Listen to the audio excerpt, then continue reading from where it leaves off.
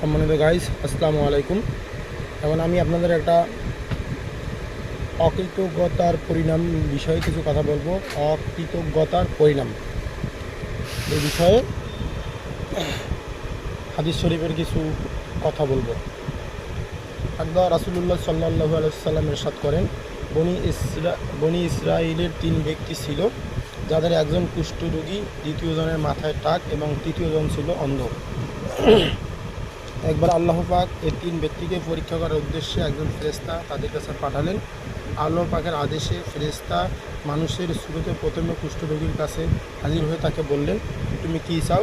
কুষ্ঠরোগী বলল, আল্লাহর নিকট আমার প্রার্থনা এই যে তিনি যেন আমাকে কুষ্ঠরোগ থেকে মুক্তি দেন, আর আমার চেহারা ও ত্বক সুন্দর লাবণ্যময় করে দেন, লোকদের মাঝে গেলে লোকজন আমাকে ঘৃণা না করে। ফেরেশতা তার শরীরে হাত বুলিয়ে দোয়া করা মাত্র তার কুষ্ঠরোগ সম্পূর্ণ আরোগ্য হয়ে গেল এবং সে সুন্দর ও লাবণ্যময় চেহারার অধিকারী হয়ে গেল। তারপর ফেরেশতা তাকে পুনরায় জিজ্ঞাসা করলেন, তুমি কোনো বস্তু পাওয়ার আকাঙ্ক্ষা করো?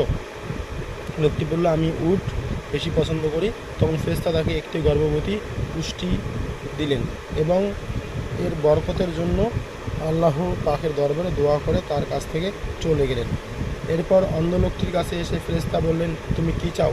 লোকটি বলল, আল্লাহ পাক যেন আমার অন্ধত্ব ঘুষিয়ে দেন, যেন আমি তার এই সুন্দর দুনিয়া নয়ন ভরে দেখতে পারি। ফেরেশতা তার চোখে হাত বুলাতেই সাথে সাথে সে দৃষ্টিশক্তি ফিরে পেল। ফেরেশতা আবার তাকে জিজ্ঞেস করলেন, তুমি আল্লাহর কাছে কিছু পাইতে ইচ্ছা করো? সে বলল, আমি আশা করি আল্লাহ আমাকে যেন একটি বকরি দান করেন। তখন ফেরেশতা তাকে একটি গর্ভবতী বকরি এনে দিলেন এবং তার বরকতের জন্য আল্লাহর কাছে দোয়া করে ফেরেশতা অদৃশ্য হয়ে গেলেন। এরপর ফেরেশতা টাক পরা মাথার লোকটির কাছে হাজির হয়ে তাকে জিজ্ঞেস করলেন, তুমি কি চাও? লোকটি বলল, আমি আল্লাহর কাছে আমার মাথার সুন্দর চুল চাই, যেন লোকজন আমাকে দেখে দূরে সরে না যায়। ফেরেশতা তখন তার মাথায় হাত বুলিয়ে আল্লাহর কাছে দোয়া করার সঙ্গে সঙ্গে তার মাথায় চুল গজিয়ে উঠল। আবার ফেরেশতা তাকে জিজ্ঞেস করলেন, কোনো জিনিস তোমার কাছে বেশি পছন্দনীয়? সে বলল, আল্লাহ আমাকে একটি গাভী দান করলে আমি অত্যন্ত খুশি হতাম।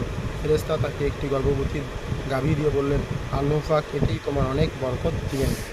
কিছুদিনের মধ্যেই ওই 3 ব্যক্তি উট, গরু এবং বকরিতে মাঠ ভরে গেল এবং তারা সবাই বিরাট ধনী। কিছুকাল পর সেই ফেরেশতা পূর্বের ন্যায় মানুষের শুরুতে প্রথমে কুষ্ঠরোগীর কাছে এসে বললেন, আমি দেশ ভ্রমণ করতে এসে বড়ই অভাবগ্রস্ত হয়ে পড়েছি। আমার একমাত্র বাহন জন্তুটিও মৃত্যু